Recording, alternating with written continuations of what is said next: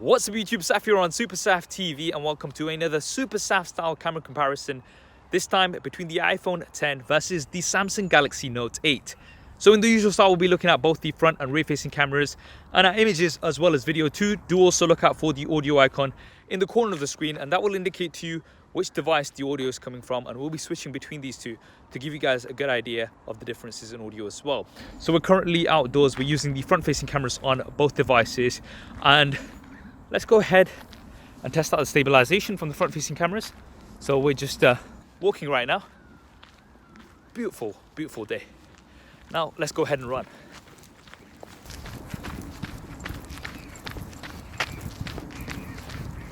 Now we've moved on to the rear facing cameras.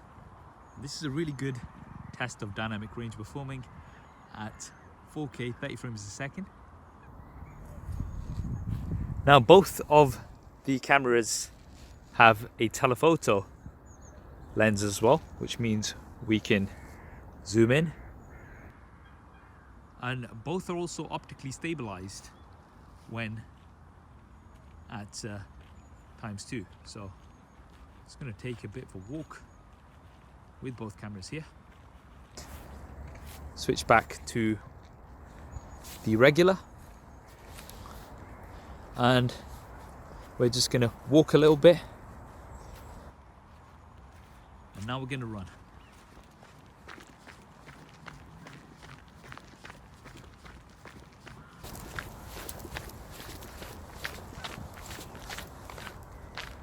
Now we're just trying a slightly different situation here with an overcast, and let's go into telephoto. And just to test out stabilization at telephoto, we're going to be walking a little bit.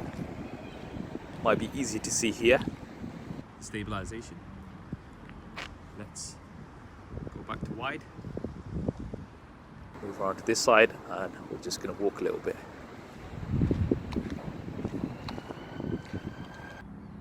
Now just testing out the autofocus on the iPhone X. Seems to be doing really well. Now with the Note 8,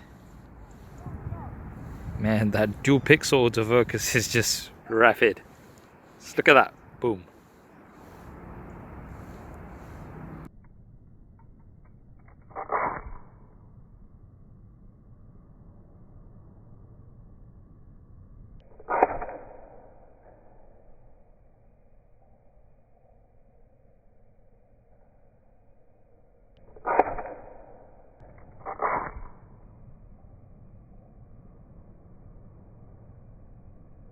So that was the video. Now before we move on to images, let's look at what we're working with here. For the front facing cameras, we have 8 megapixels on the Note 8 with an f1.7 aperture as well as autofocus. On the iPhone X, we've got 7 megapixels with an f2.2 aperture. Now for the rear facing cameras, things have never been more similar. We've got dual camera setup on both here. One wide as well as one telephoto, which is going to give 2x optical zoom. Both cameras are optically stabilized on both devices, and we have very similar apertures as well. The Note 8 with a slightly wider aperture on the wide angle lens. Now if you want to customize the look of your Note 8 or your iPhone X, then definitely check out our sponsor for this video, dbrand Skins. They've got a huge selection of skins for lots of different devices, and I'm going to be leaving a link to them in the description below. Also disclaimer, all images have been taken on automatic. I haven't tweaked any of the settings, and this is to keep things as fair as possible. Now kicking off with some selfies, you can see here that the Note 8 is slightly wider. This is for images, it's not the case for video. And it's also got much better dynamic range. You can see that blue in the background. This has been completely blown out on the iPhone. And this is something that I've noticed consistently on many iPhones. From the front facing camera, highlights can be blown out. This is the case for both video and images. Now we do have an option to blur the background from the front facing camera on both devices. It's portrait mode on the iPhone and it's selective focus on the Note 8. And in this situation, the Note 8 actually seems to be doing better, but I do think that's because it has better dynamic range. Moving on to a slightly different situation, and once again, I think the Note has better dynamic range, although the situation is quite tricky with the light coming from the background.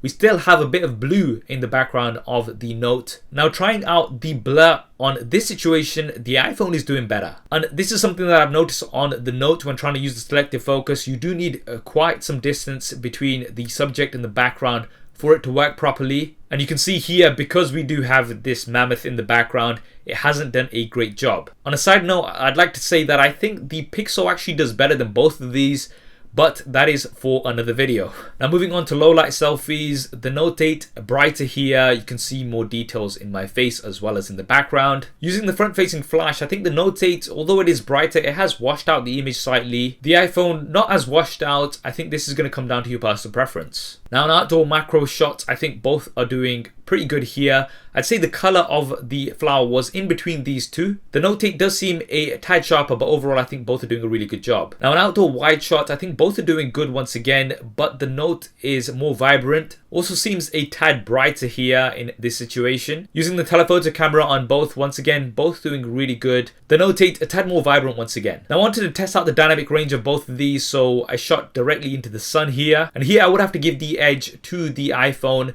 It does seem to have better dynamic range, and it has maintained those highlights better compared to the Note. Using the telephoto camera, once again, the iPhone, better dynamic range. You've got more detail in the highlights as well as the shadows this time. Another tricky dynamic range situation, the Note a bit more vibrant here, but once again, the iPhone does seem to have better dynamic range. Now let's move on to the portrait modes or live focus on the Note 8. This is something that I know a lot of you guys like to see. And overall, both of these are really doing a good job here. We have barely any defects in terms of the edges. The Note 8 does seem a tad sharper. Trying out another shot, and here I do think the Note 8 is better. It's brighter and it's also sharper. Slight differences in color, which I think will come down to personal preference. Now one last test on portrait mode. I just wanted to test out the dynamic range while we're in portrait mode. Here I think the Note 8 is doing better in terms of maintaining those highlights. On this mask you can see that the highlights are slightly blown out on the iPhone. Now on the Note you can adjust the blur after the fact, so you can decide how much blur you want. On the iPhone you do have studio lighting, which will let you add some effects after the fact. Some of these work quite well, some not so much. Now moving on to some low light shots. So we're outdoors in low light here. I think both are doing really good here. We've got the moonlight in the background. The Note does seem a tad brighter, but there's not really much between these two. Now a situation with some more tricky lighting, and here I would have to give the edge to the Note. We've got more noise on the iPhone. The Note 8 has done a better job of clearing up that noise. A final shot in low light, once again both doing really well here, but the Note tad brighter as well as a tad sharper, I would say. So there we have it, the SuperSaf style camera comparison between the iPhone 10 and the Samsung Galaxy Note 8. Overall both did absolutely great. Now when it came to front facing camera images, the Note 8 is wider with better dynamic range overall.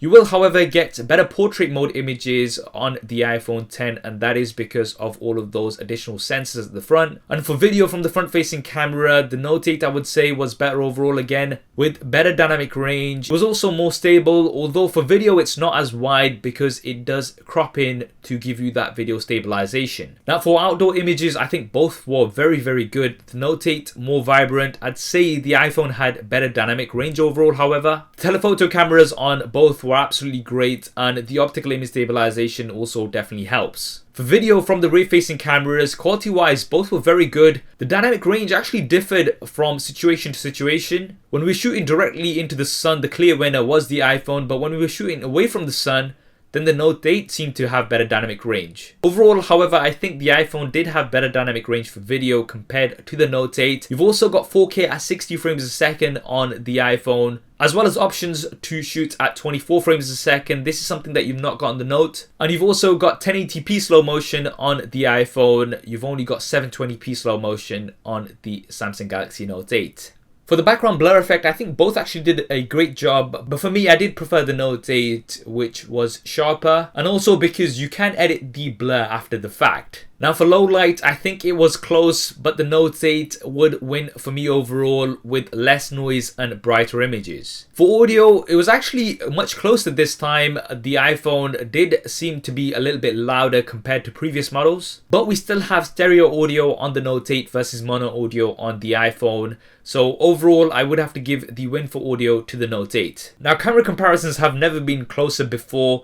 Both of these devices performing exceptionally well, and they're definitely some of the best smartphone cameras that you can buy right now. That's what I think anyway. What do you guys think? Definitely drop me a comment below. Let me know. If you want to see more images from lots of different devices, then give me a follow on Instagram. I'm at SuperSaf TV. I hope you enjoyed this video and found it useful. If you did, then please do hit that thumbs up button for me. It really does help me out. And if you want to see more SuperSaf style camera comparisons like this, then make sure you have subscribed and switch on notifications. Thanks for watching. This is Saf on SuperSaf TV, and I'll see you next time.